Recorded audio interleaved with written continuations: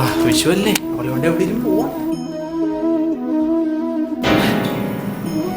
ശോഭ എന്തോ ഇങ്ങോട്ട് വന്നേ.